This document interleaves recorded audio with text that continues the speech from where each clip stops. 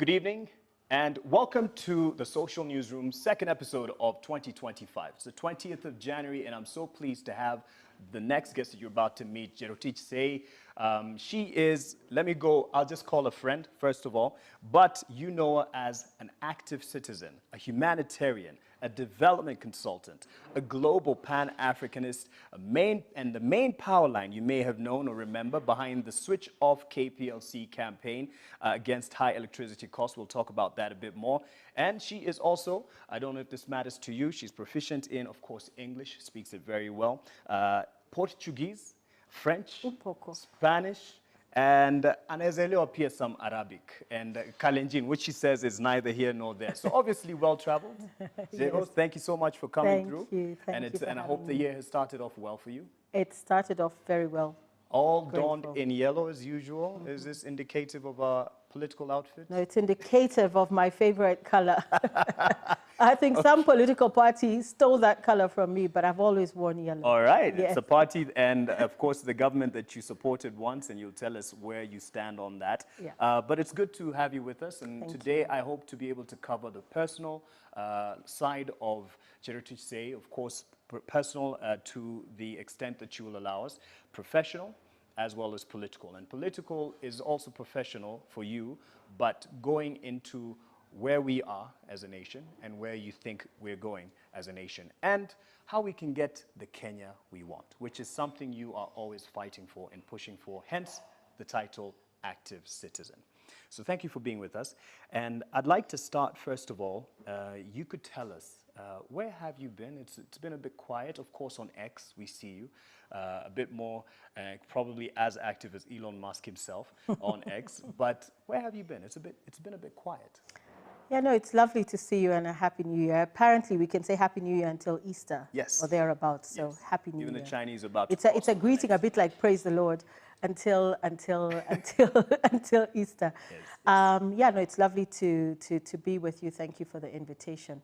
I haven't been quiet, although I must say that in terms of appearing on television, doing the political analysis and so on, I have been off air. I took a little bit of a sabbatical, so you don't see very much of me on television, which is where many people got to know about, you know, my stand, my position as an active citizen. Although last year I think I appeared once or twice around county issues that I know we shall touch on later on. But I'm around, and I'm on Twitter, vociferous, perhaps even more vociferous than I imagined I would be, also egged on and spurred on by the circumstances and the age we're in right now as a people of Kenya. Right, but you have been very active in terms of as a citizen, because we've seen you on the streets, especially during the Mandamano period, and you have been there actively helping people and pushing for accountability to the government. A government you supported and you voted in, I must say. The reason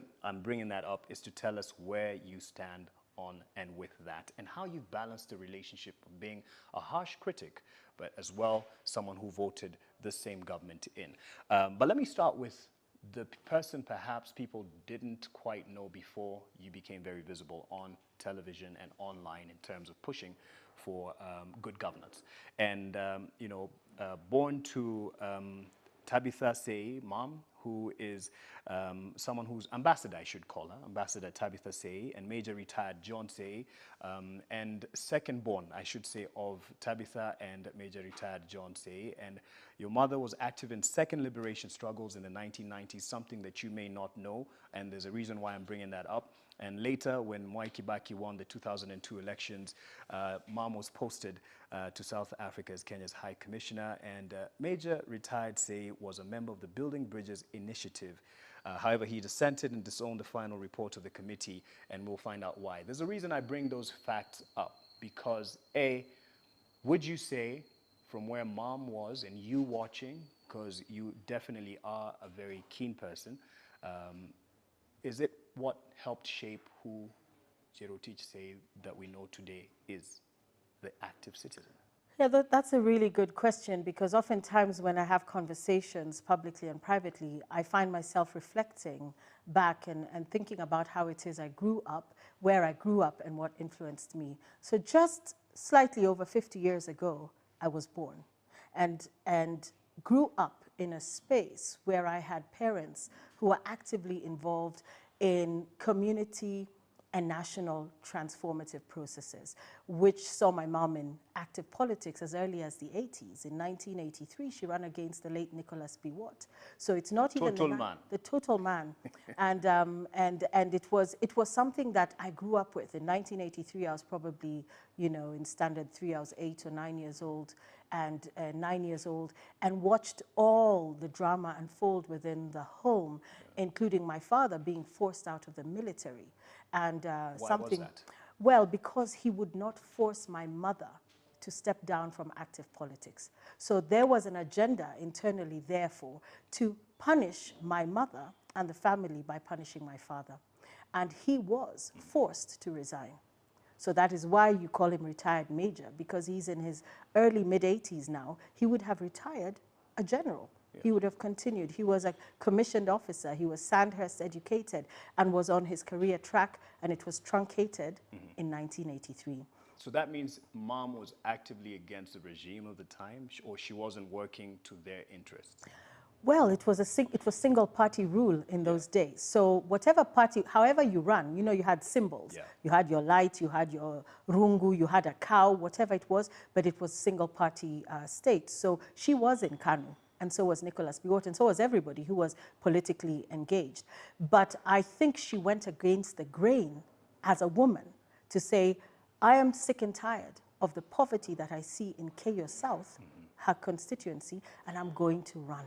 I want to run, and I want to ensure that when I'm there, I'm a servant of the people, because I see the person who is currently in power is not delivering what the people need. And at that point, she was volunteering with World Vision. She was raising her young family, and she saw that there was societal transformation that was required there in Keyo South. And that's a context I grew up in. And she stood up and she ran, and the powers that be said, who do you think you are? On top of that, a woman, are you out of your mind? And so instead of hitting her directly, they hit her indirectly through my father.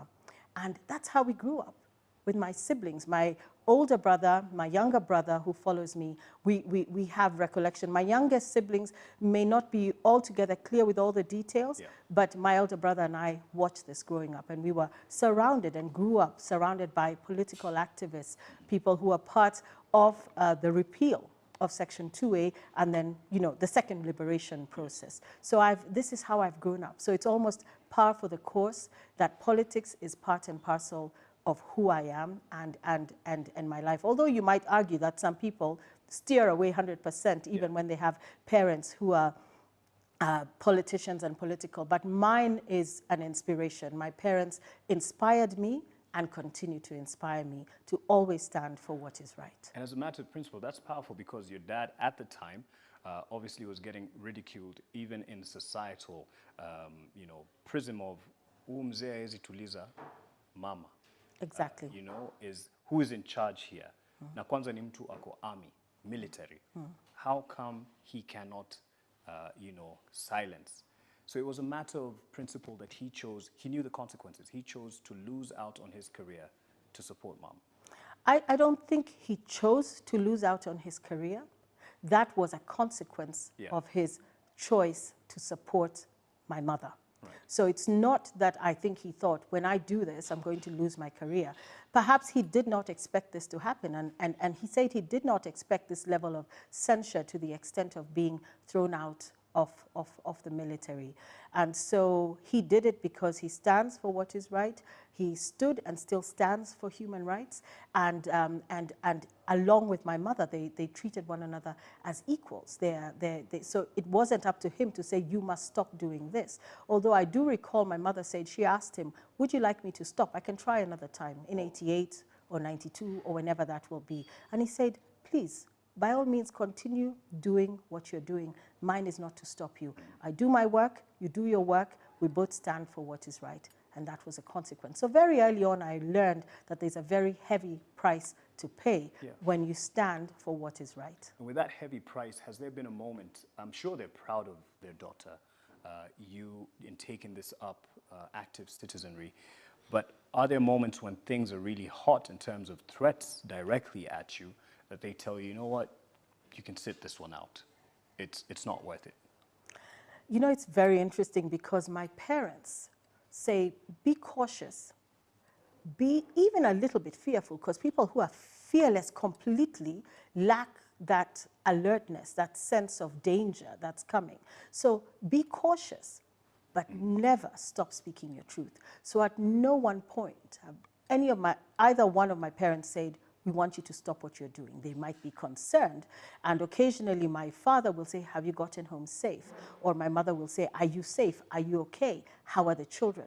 But they understand the price they had to pay. They understand the children they produced. And not just children, because I think there's so many other people who are not their biological children, who they have influenced and impacted in that way, that they would not say, now we want you to hide away and mind your own business and work for the UN and raise your children. No, they have never once dissuaded me from what I believe is right. And because we're very open and we're very democratic, even when we have different political, alignings and alignments, we still get along very well because we have open debate, we engage, we are respectful, we even agree to disagree and agree to agree when there is alignment. Speaking of which, Mom is a supporter still, I believe, of you mentioned earlier, of Azimio, or has been in the previous, run-up to the elections, and you still agreed, even though you were supporting Kenya Kwanza in the previous election. That is a conversation that can openly be had in the House, and you agree to disagree and you move on. Absolutely. In fact, we went to the polling station together with my mom, and you go in and you vote for whoever you're voting for, and we get back in the same vehicle and we go home and have supper. I mean, there is this adversarial approach to democratic processes is something that is practiced, perhaps not amongst the highest echelons of the political players, because they're all friends there. The rest of us are here busy battling each other. I lost friends when I voted for Kenya Kwanza. I've lost allies. And I say, but democratic choice is democratic choice. Even if I eat my words later, if I change my mind, because no one is static, at that moment, it is my democratic right to choose to vote for whomever I shall vote for. And that is something that is sacrosanct in my family. We are so democratic. We're all voting different. You'll never come out and there was like that. Is it a 6-piece suit or whatever? No. And later on, we'll chat about it. Oh, who did you vote for? Okay, good luck to you. Yes. But there are certain times, I would say more than not, we have been aligned.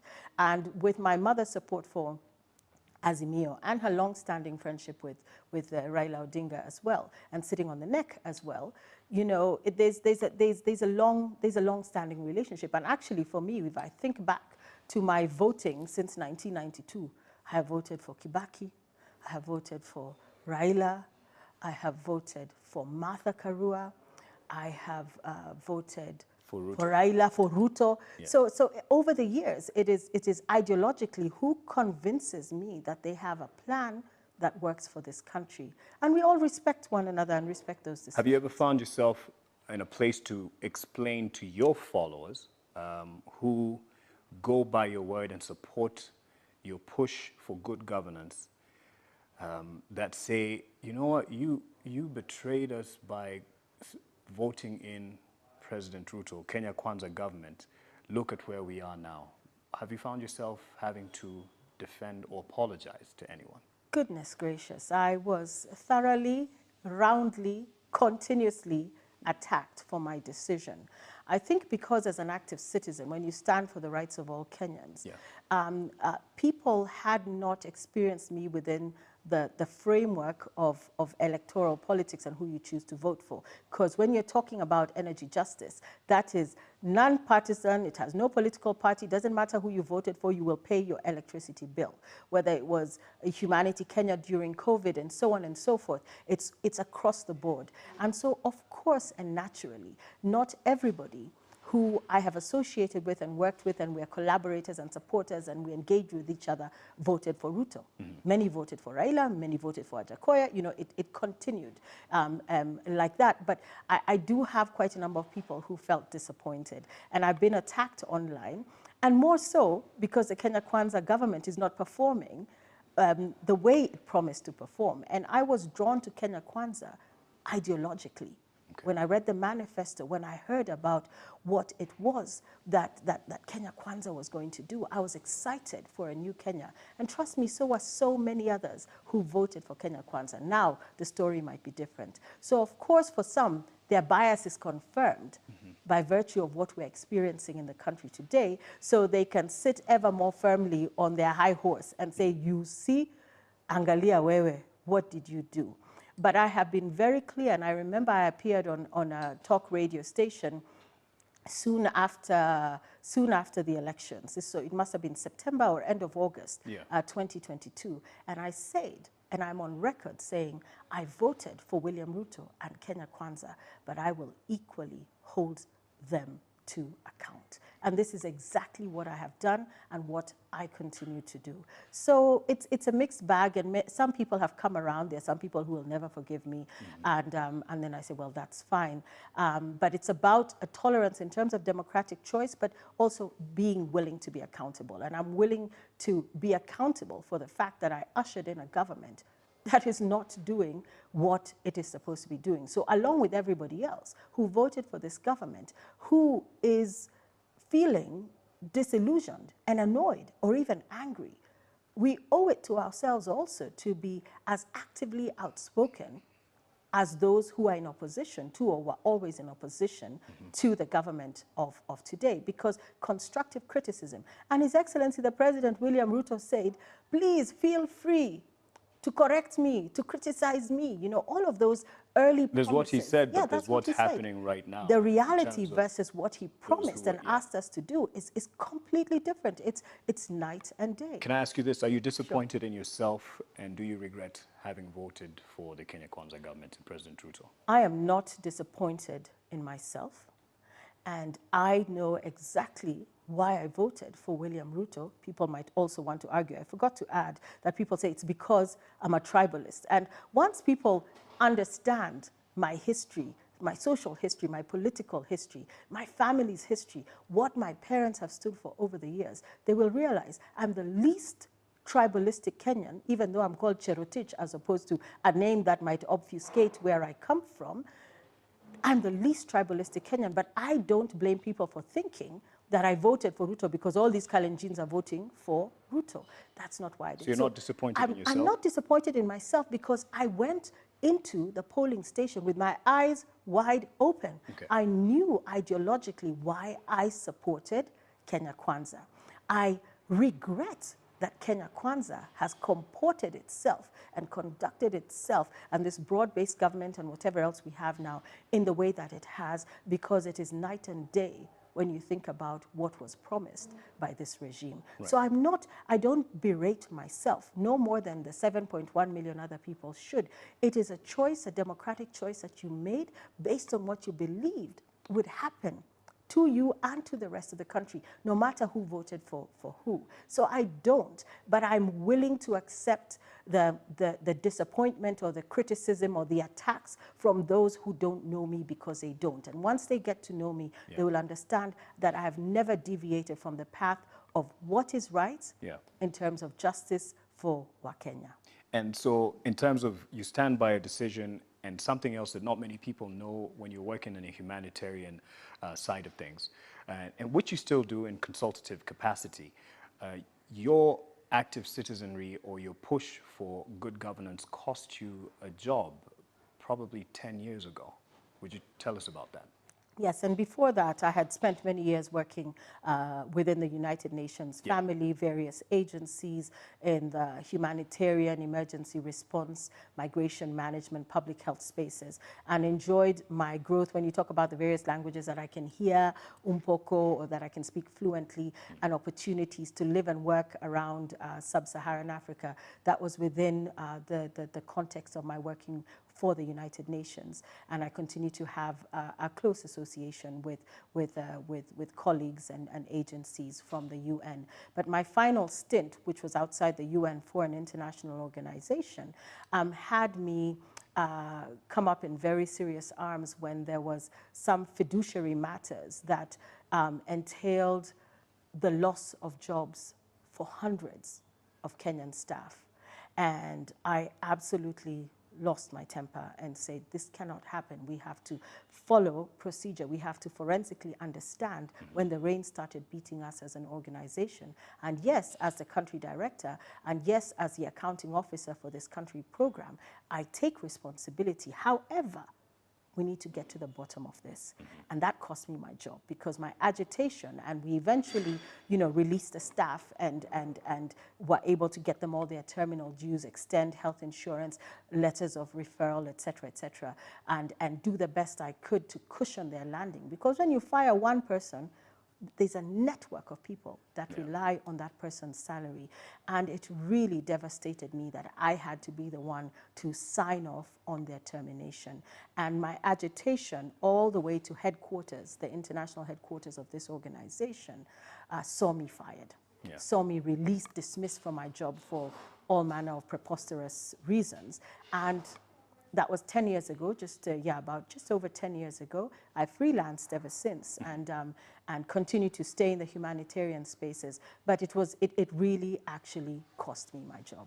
Okay. Yeah. But you are challenging that, dismissal in court. But that's a discussion. We're in court, so of course Yes. can't really talk much about it. Let's go to something that has been in court, and I believe you started the switch off KPLC campaign 2018. Yes. Or you tell me better, against high electricity costs from the power utility Kenya Power, and you partnered, teamed up with lawyer Apollo Mboya and successfully managed to create a buzz about electricity costs. And of course, you are quoted in a standard paper as being delighted that those efforts seem to have borne fruits with the recently constituted, or then constituted Presidential Task Force on Review of Power Purchase Agreement. Where are you still pleased with what became of it, and where did that end? How's your relationship with Apollo Mboya, who you teamed up in this push, switch off Kenya Power and Lighting Company? Well, my relationship with Apollo Mboya is one that, he has sued me for defamation, and we're still in court. The matter is still in court. And the backstory that the public is generally aware of is in January of 2018, along with other active and concerned citizens, including the late Razna Wara, including Eva Mutua, including quite a number of us just said, we're tired and sick and tired of these high electricity bills. Why does your bill go from 6K to 12K to 39K to 79K to 100 and something? This is unmanageable. And this was between August and December 2017. And if you remember, that was electioneering period as well. And we found that there was this one lawyer who was championing this and talking about this on social media, and that's how we connected. We connected literally via then Twitter, now X, and came together. And I did the groundwork to gather testimonials and put together a grid that shows the various concerns and people, whether it's customer care, whether it's overbilling, whatever it was. And we built a very powerful case where Apollo Mboya was the lawyer. So he was almost like a plaintiff, but also the lawyer. And we were not, petitioner 2 or 3 or 4. No, we were supporting him on the sides, from the sides, and really rallying a lot of support. And that's when the switch off KPLC, an expression that I coined, became quite popular, because we're like, yeah, switch these guys off if they don't know how to serve us correctly and if their only business is to overbill us. But unfortunately, by October of that year, this petition 6, this one focused on electricity consumers, and 900,000 electricity consumers who are overbilled to the tune of 10 billion shillings between August 2017 and December 2017. So just imagine the accrual of interest. So imagine if that has continued. We're talking about billions upon billions of shillings in overbilling to electricity consumers, 6-7 million that we are. And by October, the switch of KPLC campaign and petition 6 that had gathered momentum was settled hurriedly and quietly out of court. By Apollo. By Apollo. And there was another petition simultaneously, petition 59, now looking at independent power producers and public procurement and what is happening and what type of crony capitalism happens behind the scenes to grant certain contracts, power purchase agreements to independent power producers. That one, where Apollo was also the lawyer, was also closed out in November. So October, we lost petition 6. In November, we lost petition 59. Now, 6 of us who were the active citizens involved in this whole process said, we are going to appeal the closure of this matter. And that's how we endeavored to keep Switch Off KPLC alive. And it was a very long, laborious process in and out of courts. And eventually, we were told that we did not have a case. And a lot of times we were told, and legally speaking, go set up your own case. Why don't you leave this alone? It was settled. But we know and understand res judicata. You cannot go and start quoting things that were already settled. So our battle was to use our original material and the extremely watertight and strong case that we had that Apollo went and settled. And in the process, as I appeared on television, talk radio, and so on, I found myself sued for defamation by Apollo. And that is where we are today. I was gagged for a period of time, and now the gag orders lapsed, and we continue in the Court of Appeal. So we appealed that High Court ruling, and then COVID struck. There was a delay with all these matters, and so where we are now is still waiting to hear further from the Court of Appeal space whether this matter can continue. And ours was to take it all the way to the Supreme Court if we needed to. So that's where we stand. Would you say it's switched, that campaign, Switch Off KPLC has been switched off, or? It's not been switched off. It is still there. I had to keep quiet for a while when I was gagged and when I was sued. Okay. But you see, one of the things I love to do when we do public awareness, civic education, and advocacy is at some point you stop being the only face fighting this particular issue. And as a result of our work at Switch Off KPLC, nobody ever gaslights themselves over their high electricity bill. They already know that something is wrong. And for me, that was a real shifter of the conversation, because why we called it Switch Off KPLC is I remember growing up always being told, switch off the lights, you're wasting electricity. Then we said, even if all the lights were off, you'll still have a bill at the end of the month. So Switch Off KPLC continues. We even had demonstration in July of 2019, all, 40, 50 of us in town. That was before Maandamano was all the rage. And we managed to present petitions to the Parliament, to the Senate, to the Office of the President. We pushed as hard and as far as we could, but Switch Off KPLC will never end until we have energy justice in Kenya. Because as I say, fix energy, fix Kenya. Then you didn't rest, much as that was held back by challenges in the court, you didn't rest at that. At least something else that you are well known for is the Linda Katiba campaign. It came to be known to be the main push behind or against the BBI campaign backed by the government. Of course, it wasn't initially, but became synonymous to push for the defense of the Constitution that the government had wanted. The government then wanted to put some fundamental changes too. So you could tell us about Linda Katiba, because there were then questions of who was funding it, who the main person behind it is. And someone might be asking, where does she get the time or the money to do all these campaigns, and she's still a business lady on the side. So how did Linda Katiba come about, and what was it initially, and then how it came up to be synonymous with the push against BBI campaign? Linda Katiba was actually a gathering of civil society, active citizen, activist types who were watching where BBI was going. This is before it was disavowed. This is before the big cases went to court as a consolidated, it ended up being a consolidated matter.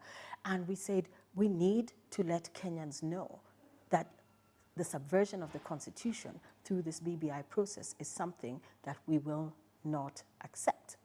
And I know there was Kivutha Kibwana, there was Willie Mutunga, there was Boniface Mwangi, there was David Ndii, there was Martha Karua, there was Daisy Amdan, there was myself, there was Wanjeri Nderu, and a few others who'd come in and out.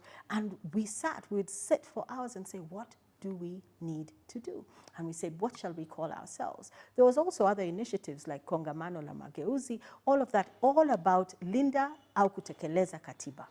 And that's how we started. And we got some little seed money from one of the donors. I mean, really just enough for us to conduct some basic civic education. Are you in a place to say this donor? It was a Soros, yes. And so through it was Open Society. I mean, of course, there have been changes in that structure now. And we were very pleased. I mean, it was like literally a few million shillings. And people were saying, I remember at some point, there was those were the days of Cambridge Analytica, post-Cambridge Analytica, disinformation, misinformation. There was a photo of all of us, Linda Katiba, folks sat around a table, and we're talking about millions and millions we've been given. These are the people who have come to overthrow the regime. We said, further from the truth could this be? And as an active citizen, oftentimes you do things, as you said, where do I get the time? Time is what we have until such a time that we no longer have time on the face of this earth and we have departed. We have time.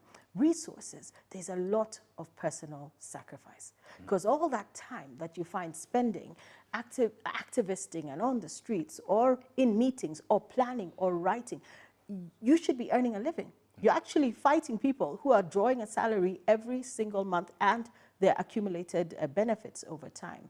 And so that's how it started. But over time, when now there was a case, there was from the petition. I was petitioner number 2 in the case that was Nelson Harvey, and then there was all those Muhuri. There was a whole bunch and amicus that came on board, and that matter went. Then we became a little bit more the face of this anti-BBI push, and I found myself doing many television interviews and so on and so forth, and so did many of the other members of Linda Katiba. But Linda Katiba continues to exist today and is spread across many counties in Kenya, doing civic education, working with young people, and always looking for a little bit more funding to accomplish the activities we need to accomplish. You're part of it? I am a part Someone that you mentioned as being part of that push against the BBI campaign was, the BBI-backed campaign was David Ndii, who's now economic advisor to the president.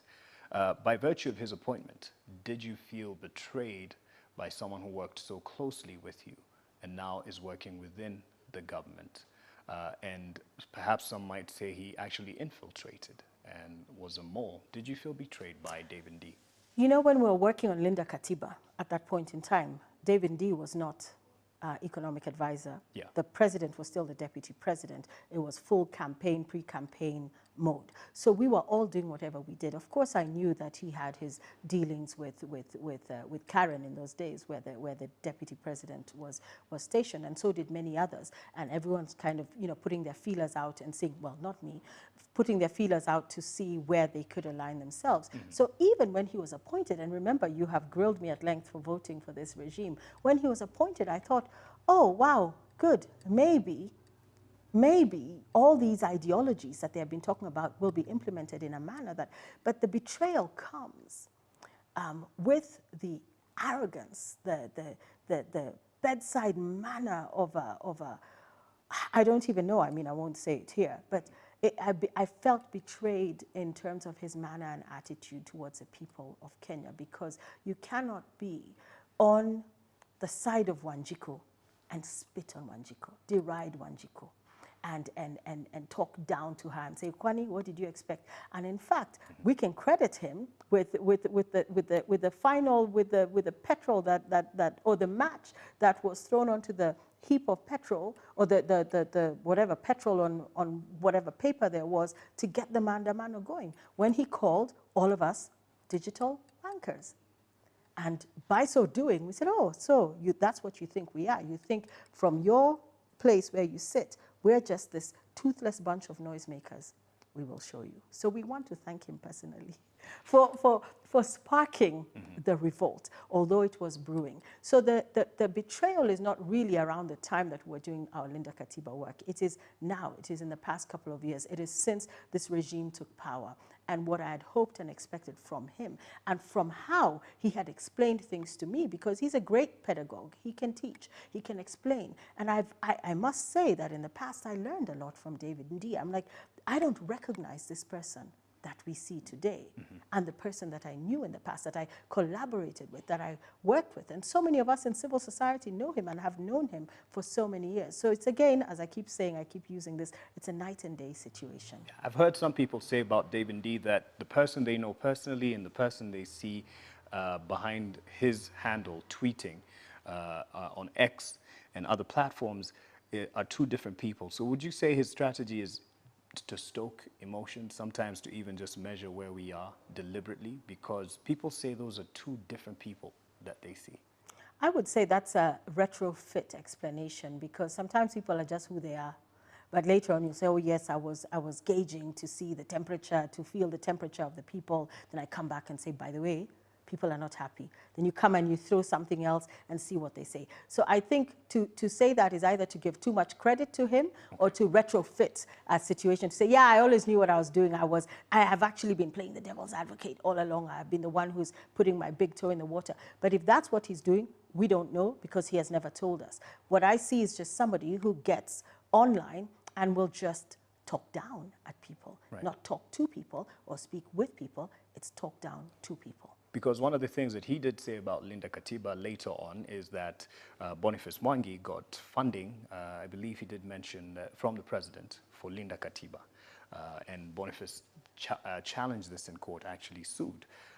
And to that you say, because you did mention Soros, the Open Society, having gotten funding from there. Anyone else who did fund Linda Katiba that you want to set the record straight? If anybody else other than Soros funded Linda Katiba, I was not aware. I was not aware. And my good friend Boniface, when I saw him being attacked in that way, and let's say something I don't know about, how I understood Boniface and Chero and all the others who are working tirelessly, Daisy Amdan, we were working so hard to push for the protection of the Constitution, kisha tutekeleze. We were working from our bellies and our hearts as patriots, as Kenyans who love this country. So as far as I'm concerned, and I'm glad that Boniface sued, because then he has his day in court and he's able to defend himself, because those are the things that cast aspersions on others and say, oh, you're paid to do this or you were paid to do that. But I defy anybody to go into any of my money records and say, yeah, you got money from here, from there. All I know is that we received a little bit of funding from Soros and we went ahead with our activities. Anybody else who went anywhere to collect money to do other anti-BBI things, I was not part of that story. And they'll be the first people to say, Enyewe, Jerotich was not there. And neither was, and they will list all the people. Right. We were innocent and focused on the protection and the defense of the Constitution. You mentioned something that happened in mid last year, and it was revolutionary, at least for the history of Kenya, the region, the continent. The world was watching. The Gen Z-led anti-finance bill protests that you were part of. You were on the streets. We saw you tearing up with the tear gas. And you also helped many who were captured, in court, injured. And to the government that you voted in, and say you're disappointed at the turn of how things have gone in terms of what they had promised, what do you feel that particular Gen Z-led protest says to this government about how 2027 will be? First of all, when we move into this, it's always respect and that moment for the fallen patriots. I mean, whenever I think of Gen Z and how I love Gen Z, also as a mother of Gen Zs, I think of those who lost their lives. I think of parents who are my age and older and younger who lost their children to the Gen Z protests, the extrajudicial and extra-constitutional, unconstitutional execution of young people. But I must say that it was a pivotal moment in the history of our country, no matter how much it might be downplayed in certain quarters or however much others may have tried to hijack the revolution for their own purposes. And every revolution has hijackers. But the pure soul of the Gen Z uprising is one that I am so glad I was alive to see. And what they have done is change the game. You know, if you know that there's a leader somewhere, you can get to that leader, infiltrate, bring down. But if you're talking about a leaderless, tribeless, fearless, and trust me, I was at all the Mandamano, bar maybe one or with your Gen Z? Or two. Were they on the sometimes with the Gen Z, sometimes on my own with other Gen Xers, and geriatrically trying to figure out how we're going to hide if you know. But tear gas, we said, we're used since the 90s. We know tear gas, we understand it, and I would say that having been there and understood that really this is a formation that's like a shoal of fish, goes and comes, and they have their own ways of communicating that I'm not even privy to. I said, what an amazing moment where people stand up and hold their government accountable. In an era where psychophancy is the name of the game, and the harder and the more you suck up, the more likely your chances are of landing a position or getting yourself some kind, you're currying favor one way or another. And they have nothing to lose. Yeah. And they said, we're here, ready to hold you to account. And you can't dismantle us, because Gen Z are just as quick to cancel any one of their own who sells out. And we have seen that happen as well. Okay. I think in terms of 2017, if we get 2027, yeah. 20, you see, when you're old, you start mixing. I'll be saying 1997 next day. Okay.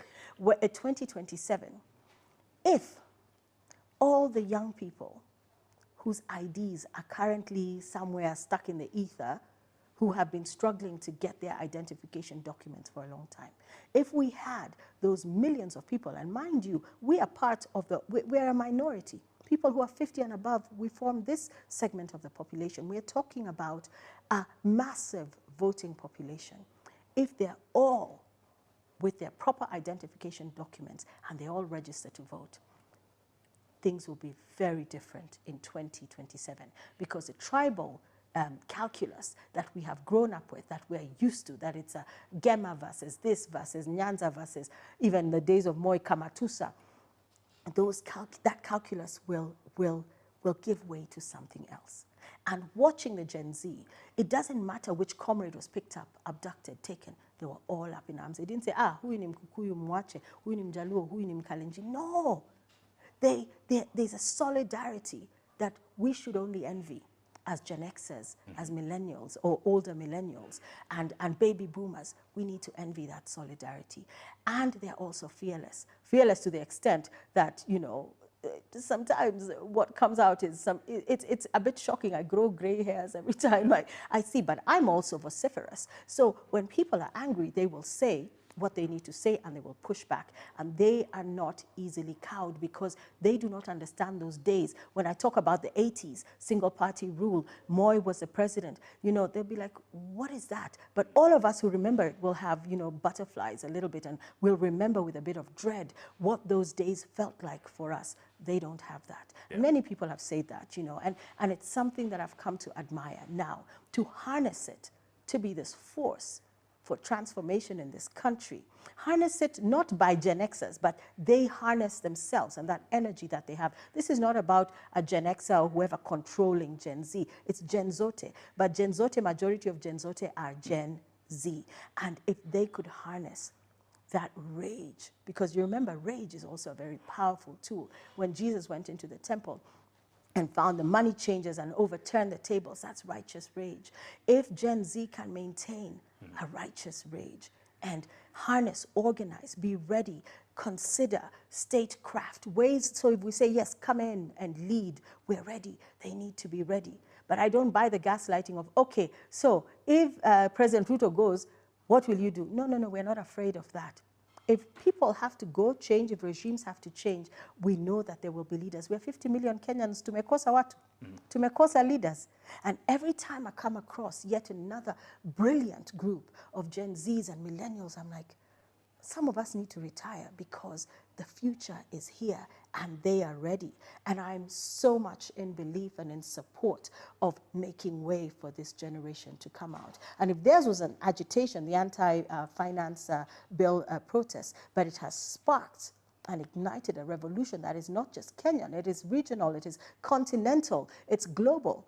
If people say Gen Z anywhere in the world, they will bring it back to Kenya. Right. I can only say that I love Gen Z with all of my heart, and I thank them for what they're doing for the Republic of Kenya. You mentioned righteous rage that needs to be kept alive. Some have criticized and said it's manufactured rage, and by all means politically, using the political glasses. The president has done a good job in, you know, calming the storm and bringing down the fire that was there. because since there's been a broad-based government, leader of opposition is now all focused on the AU chairmanship position that he's being, the elections are happening next month. So it does look like President Ruto has this figured out and, you know, handled, even going by some of the leaders within that Gen Z movement, such as Kasmuel Makore, who has been criticized now as leaning with the powers that be, now that he's in the youth league of ODM. What do you say about those who say it's been handled? I would respectfully disagree. This is far from handled. And I don't even know where we get the idea that the rage has gone down. You can manage certain dynamics, but you don't take away the root cause, the thing that sent young people to the streets, which is this is a country that gives us no future. And we're going to push back until we have a country that gives us the future that we want and the future that we deserve. We're not asking you to send us abroad to jobs. We want Kenya to work for us. We need a system change. And in fact, when you talk about the hashtag Ruto must go, it's less about Ruto and more about the system that he represents, the system that he promised he would be different from when he was campaigning. And so it is synonymous with, we want an overhaul of this system because it's not working except for a few. So it doesn't matter that Kasmuel, who's my friend, was co-opted. It doesn't matter. Anyone could be co-opted. What I found with Gen Z is they continue. And the rage has not diminished. You remember with the abductions, I think the 6th of January was a national public holiday. We were on the street, and I was going to be there as well, saying, release the abducted young patriots. Where are they? This has to stop. The rage isn't over. And in fact, if anything, there's an echo chamber that's trying to convince the powers that be that watu wametulia. It's not over, not by a long shot. And those who are already thinking, yeah, let's focus 2027, I would advise them to focus on 2025, focus on 2026, and let's see whether we get to 2027. Right. Because things are dynamic and anything can happen. And that's why I say those who say, oh, it's okay. Look at international, look at the reputation. I mean, look at the struggles that the Kenya Kwanza government is currently enduring. I mean, we were darlings of the United States, state visit. You know, do you think with Trump's inauguration today that Kenya is still a darling of the United States? I want to get to that, and we'll get to that. So, but the point is, I was introducing this narrative that things have cooled down, and some of this coming nonetheless from the former president, Uhuru Kenyatta, who said 3 days ago on the 17th, Gen Z, fight for your rights. Do not sit there and let the wealth you worked so hard for be taken away from you. Do not allow it. Fight for your rights. If you do not fight for it, when it goes, no one should cry about it. So seemingly charging up what he feels is a collective youth who have now gone quiet. Never more a hypocritical statement have I ever heard. And the former president, Uhuru Kenyatta, should be well advised. He fled Twitter because of the backlash and the pushback.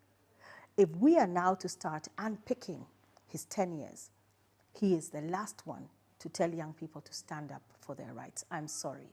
And I think also, back to Gen Z, because I want to give them their flowers all the time, every single time. They saw through that hypocrisy immediately. They said, don't incite us. We don't need anyone to incite us. We know what we want. We know what we're doing. And in fact, you are part and parcel of that same ruling elite that ultimately is still in charge of this country, and that is what we're changing. Right. So yes, it was, you know, kuchochea, you know, it was to serve, I suppose, to incite or to say, kids, I'm behind you. I'm like, how many bodies in River Yala when you were the president? Let's discuss that before you come telling us to stand up for our rights because things are being stolen. Do you want us to come to you and investigate you? And I think this is the hypocrisy that Gen Z has uncovered. They are not interested in that anymore. It's not, they don't like people who play to the gallery. They don't. And that was a case of playing to the gallery. And the gallery said, boo, go away. Yeah.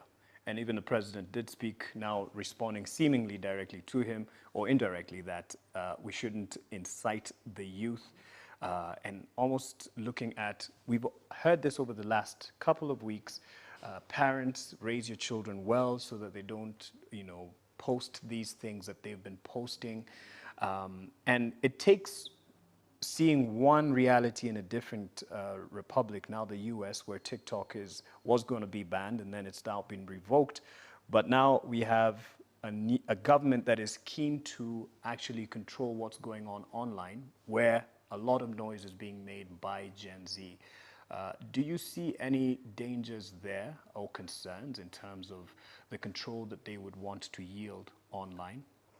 Yeah, you know, Mark, first of all, that would be completely unconstitutional. And there are many ways that the courts have already ruled in support of our freedom of speech, which is, and association, which is constitutionally enshrined. What I would say, and hark back to a conversation I had with my father, who, as you know, is a retired military man, he said, a good commander-in-chief, a good general, does not open battlefronts left, right, and center. And that's one of the things I would say about this particular regime. Every 5 minutes, they're opening a new battlefront, exposing a flank, getting attacked. So just in the wake of the pushback around abductions, where the only and sensible and constitutional and legal thing to do is say, this is ending. And the president said he would stop it. Has it stopped? We hear there are some still held somewhere. We don't know. This is what these are the reports we have had. Why is this regime hell-bent on picking fights with every single person, that an institution and country that it can find? Mm-hmm. So when you open this battlefront and you take on X, what are you saying? Are you taking on Elon Musk? Are you taking on, and you know who his buddy is? You know, who is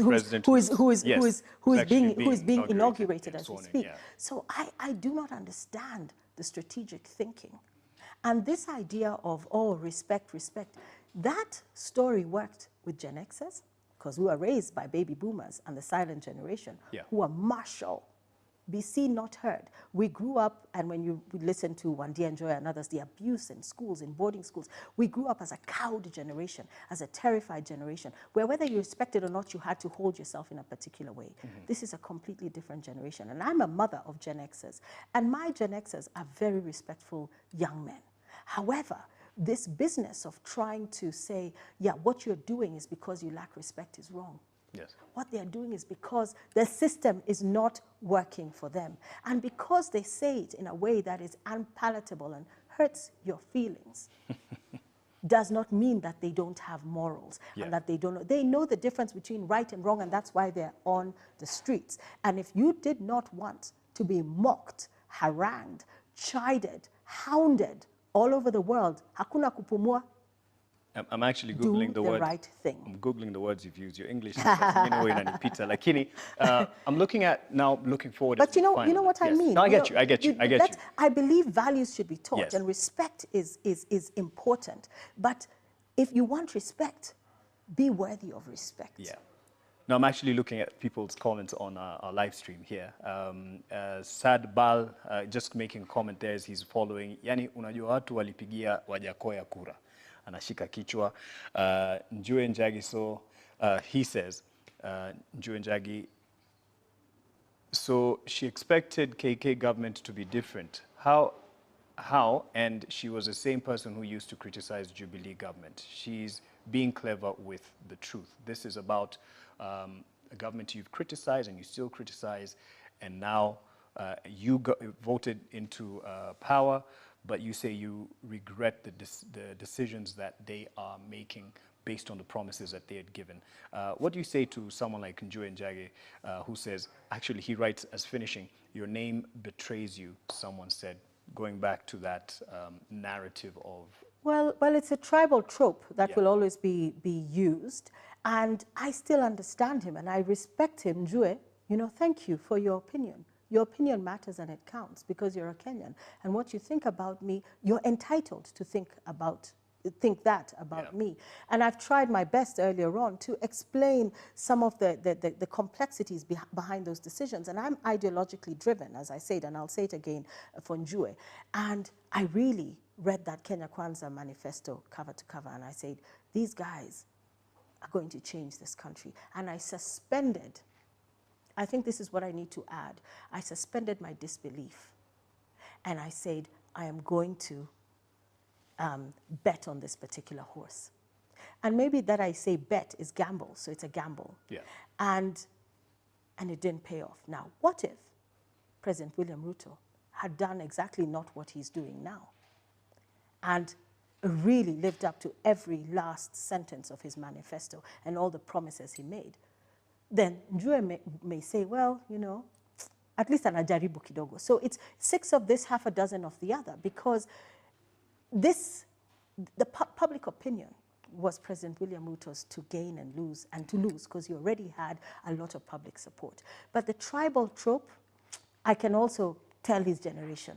I can tell his generation, okay, because Gen Zs don't operate on that basis of you're a tribalist. They'll say, well, ni fala ulimpigia the wrong person kura, but they won't say it's because I'm a Kalenjin. Yeah. That's not where they're coming from. So anyone who says your name betrays you, you're a tribalist, it doesn't matter how many times I tell them the story of how I grew up and my ethos, they will still be stuck in that space of tribe, yeah, and tribalism. And that's something that I truly hope will be a thing of the past, 1 generation, 2 generations from today, where we see ourselves as Kenyans, no matter our community origin, because I'm proud to be a Kalenjin, right, but I am not a tribalist. No, I'm proud to be a Kalenjin, and I am not a tribalist, and I have never been a tribalist, and I never will. And I know so many of the 50 million Kenyans who would stand exactly behind what I say. They're proud to be from where they come from, but they're not tribalist based on that. So even the rifts and the schisms and the isms that are being discussed now, Gema, Siju, wherever, it's still harking to the days of old in terms of how politics were arranged and aligned, yeah, along regional and tribal lines. And I pray and I hope that Gen Z will be there en masse if we make it to 2027 to make a different decision and help Kenya turn a corner once and for all. And we're going to that in a bit, but you did say that you suspended your disbelief for a bit because you read the manifesto for Kenya Kwanza and you believed in that government. But someone looking at the events following the election of Ruto as president and Kenya Kwanza government into power, that a couple of months later, you ran for office and you were hoping to get that ticket as a senator for Elgeyo Marakwet under UDA, but that didn't happen. Would you answer to the people who say you were well calculated in your choice of party because you had hoped to get there in terms of leadership? Using the UDA? That's such an interesting question, and thank you for asking that.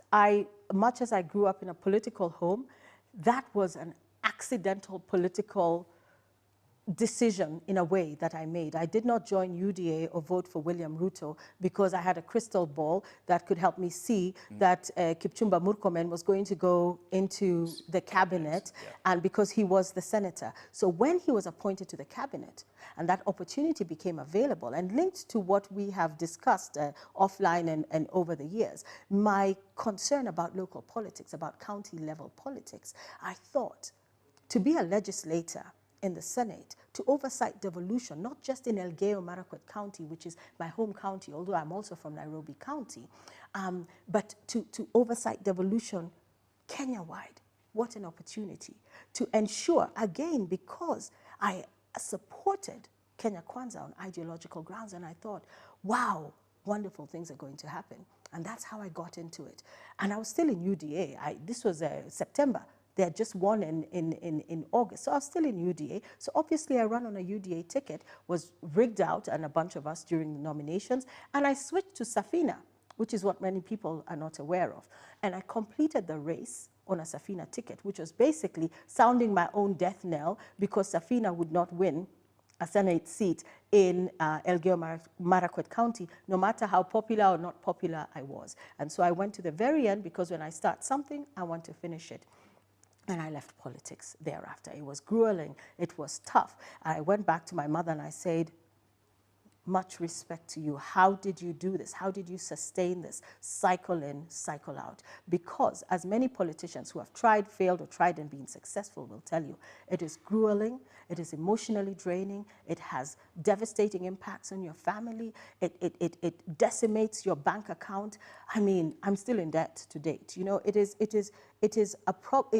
really difficult, but I did it because I wanted to sit in the Senate and be part of that oversight team that would look at devolution and make devolution work for all Kenyans. With that experience, would you go back? Would you offer yourself for leadership role that would fall vacant somehow? You know, I come back to my career within the UN and all these spaces where I'm more of a policy person, more of a technocrat, more of a diplomat, although some might say you don't sound very diplomatic on X, more of a negotiator, more of an advisor and an advocacy person. And I think the self-awareness that comes after a political journey like the one I underwent helps you kind of match your temperament and your competencies to what you could do best. So the long and short answer, I mean, immediately I would say absolutely not, never again. And then after a while I would say no, never again. And after a while I'd still say no, not at all. I think that elective politics, at least the way I experienced it, is not exactly my cup of tea. Maybe it is about how political parties work. Maybe it is about there's all kinds of things which will be the subject of another podcast. But at this point in time, I'm not looking at an elective position, but I'm looking at continuing, as I always was, to be the active citizen that always fights for the rights of all Kenyans, including those who call me tribalist or those who do what, because it's all our rights that count at the end of the day. Well, Mom's blood does run through your veins, and she didn't give up, so you might just be back. Wouldn't say goodness gracious. Wouldn't say never just yet. Goodness. However, so it's not elected politics. If President Ruto were to give you an appointment within government for a role that would fit your expertise, that is policy formulation and what have you, would you take it? You know, I think that the lack of alignment is so evident now, and how I've come to see, and I have to be very measured, how I've come to see what the Kenya Kwanza government is doing, and seen kind of, it's almost irrevocable flaws, that the continuous shooting of itself in the foot, that it's almost like trying to put an elastoplast on a boat that might actually be sinking. So mine is not really angling for appointments or to be given this or that or the other. Sometimes people agitate so that they get those things. I've been very clear, and if you go on my timeline, I've said, this is not working right. So mine is not to say, oh, Your Excellency, I want this assignment, I want that assignment. Where I do well and where I could do well, and I have done well in the past in my professional life, is diplomatic, international, regional, those types of things, where you're looking at what is Kenya's image like. And this is why I'm so concerned about the fact that the Kenya Kwanza government is so unconcerned about its global image, its reputation currently. You might not care what Kenyans think about you, but you really need to care about what the rest of the world thinks about you. So to answer your question, no, that's not what I'm thinking about. That's not, you would say no to an appointment? You know, I would. I mean, and you've had, right now I think we're at 7 or 8 who have said no to appointments that they have been given.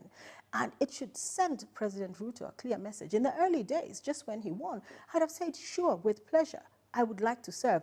Maybe they're lucky I didn't, because I would have been a real agitator on the inside. Maybe I didn't, if I was in the Senate, I'd be there with Okia and Onyonka and fighting and pushing back for better or for worse, depending on what side of the tracks or divide you stand on. So mine has never been, especially at this point in time, when things have gone so absolutely wrong. And if they're going right, we don't have those metrics and we don't have evidence to the contrary. What we see is what we experience on a daily basis. And anything down the lines of ambassadorial role, would you take that?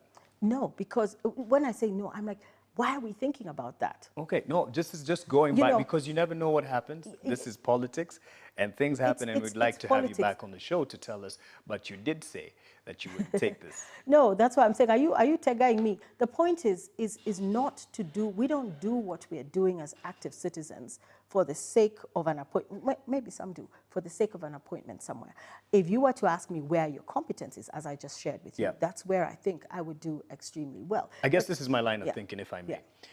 You criticize the government on certain lines, especially on policy formulations and what have you, diplomacy. And then if the government were to say, all right, we're not doing a good job, you seem to have a good idea, then come along and help us do it. Would you then take it? based on that line of thinking? I think back to the LSK President Faith Odhiambo after the Reject Finance Act, and they wanted to set up a body to review what was happening, what had happened with spending and so on. What was that? And she, as a matter of principle, said no. Not only was it probably extra constitutionally formed, but she said, this is not the time, this is not what I'm here to do at this point in time. So I would say that a policy position in a government, not William Ruto's government or Uhuru Kenyatta's government or Kibaki's government, like in a government that's functional, is a position that one would be happy to have, especially if you're finished with politics and now you're busy working. No one would say no. Most people would say yes to such an opportunity to serve a government that is doing for its people, whether it's in the diplomatic circles, whether it's locally, whether it's a nomination here or nomination there, but we need to have systems that work. And logic says that if your premises are illogical, your outcome can never be logically correct. Gotcha. And so it doesn't matter if I was the best diplomat in the world or the best policy formulator in the world. If you're in a flawed space, you may not be able to achieve what you wanted to achieve. So I hope you get the distinction. I get it, you and, get it. And also, with my line of thinking, let me just put it out there, and it's not like I've heard any whispers of possible assignment or appointment for you or myself, but as a communication expert or someone who's practiced in the communication field, if I were to get an appointment or a role or a task to help the government or any organization close to the government or without, to help them shape their messaging in a way that will reach the audience in a good way, in a clear manner, I would take it as a professional communications person, just as anyone would probably take it as a professional video editor, camera person, and etc. So that's what I'm saying. And I guess also to speak now to where we are with the leader of opposition. I don't know whether to call him leader of opposition because he is running for AU chairmanship position, Raila Odinga, Honorable Raila Odinga. And what do you think are his chances? First of all, February, next month, they go to the polls for AU chairman position, and he's running for that position. What do you think are his chances? You know, when you say leader of the opposition and broad-based government, or bread-based government as they call it, how do you lead an opposition at the same time you are collaborating with those you oppose? Yeah. And of course, one would argue it does happen, and fair enough. So for me, at that moment, when the heat was really at its hottest, you know, you enter into a broad-based government, and then a few months later you condemn abductions, and then where do you really stand? And you know, I could say I wish him well, and I do wish him well. From what I read, it's not smooth sailing, and it's not an easy road unless there are things that we are all not privy to that he is aware of. But I remember tweeting or Xing, what do you say? Tweeting, you X. Yeah. I posted on X a few weeks ago that I say the fallout will be epic if Raila Odinga does not make it on the 27th of February. There will be an epic fallout. And so at this point in time, if you ask me whether there is a leader of the opposition, I don't see a leader of the opposition. There's a lot of opposition, but is there a leader? And remove Gen Z from that because they said we're leaderless, we're tribeless, we're fearless. If we like you, we support you, we'll be there. So in that sense, I don't see, and if you look at voting numbers in the parliament, I think Kenya Kwanza already has a majority. So you can't really have a robust opposition even within parliament that will object to and push back and even win or gain certain positions because the majority is already firmly and squarely, and ANC and UDA have merged. Yeah. I mean, so parliament overwhelmingly votes one direction. And this is what, in fact, it was no to the finance bill that brought the Gen Z out. Because they said, you're all voting yes, yes, yes, yes, yes, yes, where are the no's? And you can't say you're in the opposition or you support Kenyans and you're voting yes, yes, yes, or abstain. Worse still, because that's lukewarm behavior. Abstaining is even worse. So I think we're in flux in Kenya. and there's a vacuum, but the problem is a little bit There's nature. a vacuum in the opposition? I think so, and nature abhors a vacuum. All right. So I hope that soon enough, because despite the leaderless and fearless and tribeless, at some point as we head towards 2027, I always say if we get to 2027, and even if we don't, at one point or another, there will be elections if the IBC is constituted. At some point, there has to be some kind of leader, not just of the opposition, but alternative. So at some point, we have to accept that there will be leadership that is required to push us to the next level as Kenyans, whether it is via the leader of the opposition or several candidates that will rise up and challenge His Excellency, the President. From your reading, though, just to be clear, you feel his chances are what, good or bad? Raila's chances. From my reading, you know, from what we all read and see, middling to bad. Because you do say we shouldn't believe our hype. What did you mean by that earlier?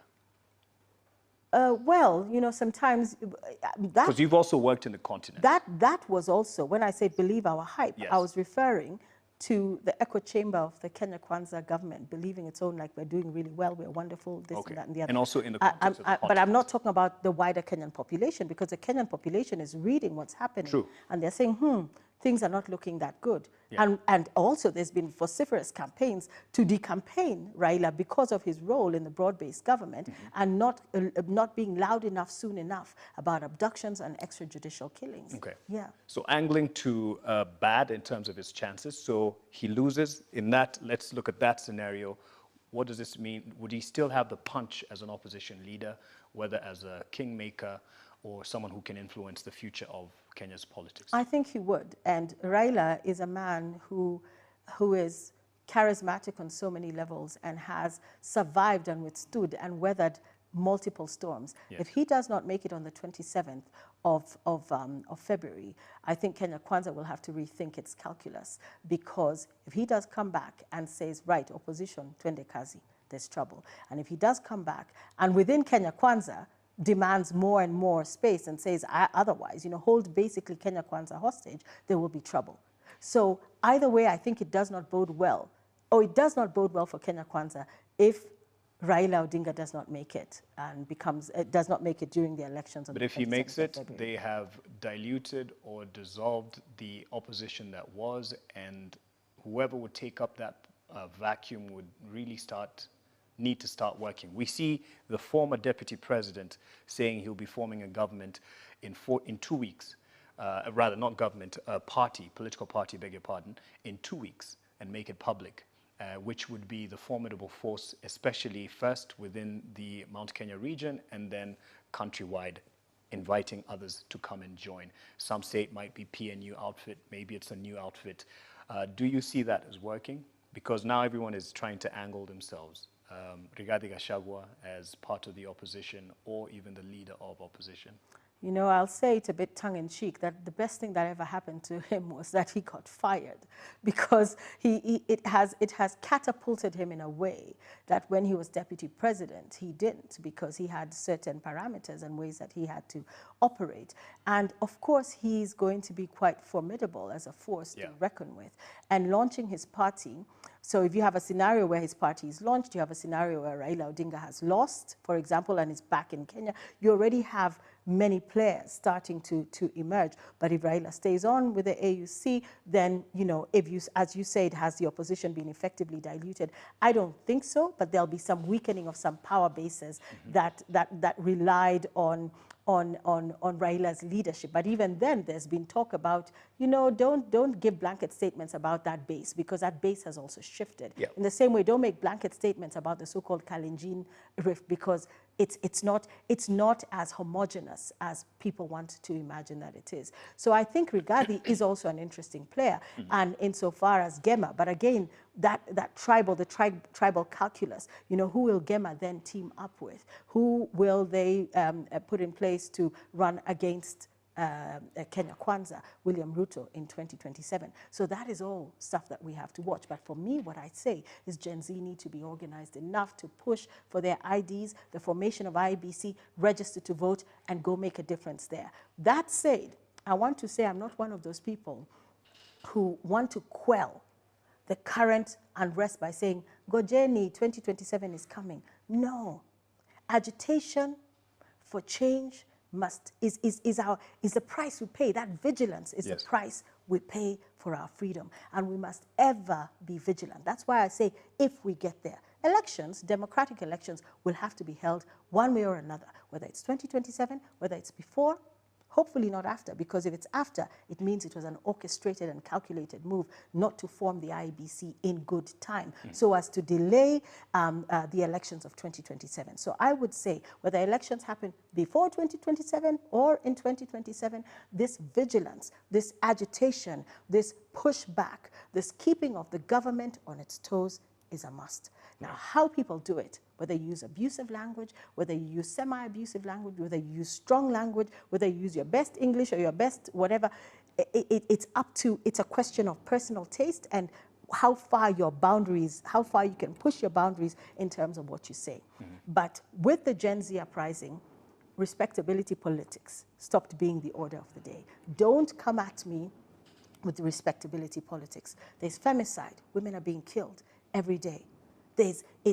And also when you say that, men are being killed. I'm not saying, in fact, when you look at the victims of abduction, if you look at those 60 plus who have died extrajudicially during the protests, majority were men. So when I talk about femicide, it's not to the exclusion of young men or men being killed. It's against all people being killed. So that respectability, let's respect our elders.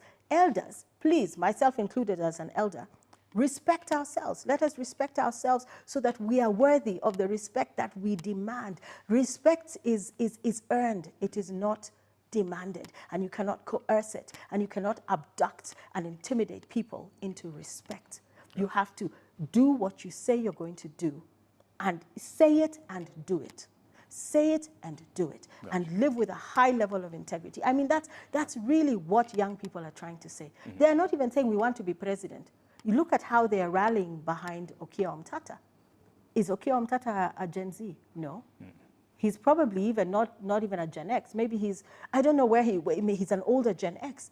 But they rally behind him because they say, this guy says what he means and means what he says to the extent possible. That they know. So they're not even saying we want to take, but some are also saying, we're also ready. For how long are these old people going to be allowed to ruin our country? All right, so let's look, and I'm looking down at my phone here as the ceremony for the inauguration for Trump's second term is ongoing, is just about to be sworn in. And as we end this, just to find out what chances or how the outlook that we are to expect from the U.S. for the Kenyan government, before we even talk about or even look at a second term, a possible second term for President William Ruto, as some people have said, like Sudi. But this second term for Trump is a second lease of life to prove himself against all the hindrances towards him coming back to office and what he faced in his first term. We're looking at the exiting government, the Democratic government led by Joe Biden, was really friendly with the President and Kenya Kwanza regime, President Ruto and Kenya Kwanza regime, with the state visit that we had last year. And so we're just wondering, what do you think is the outlook for our government? You know, and when we were speaking earlier about the diplomatic space, where then you tried to get me to say whether I would accept or not accept a diplomatic posting, was the fact that if this government doesn't understand that its image is as tarnished internationally as it currently is, be it the upcoming visit of the King of the Netherlands or our relationships with the United States, and you know our relationship, whether it is economic, whether it is that development partners, the investment, the fact that we are a strategic partner in terms of our geolocation, security, trade, investment. We need to guard and nurture these relationships, not because we're kowtowing to and worshiping imperial forces, as some would say, but because in realpolitik we need partners to survive. And if President Ruto had a great relationship with the outgoing or the now gone Joe Biden, and At this point in time, the only thing that President Trump might be hearing about Kenya is Gen Zs and abductions and somebody trying to shut down X and so on and so forth.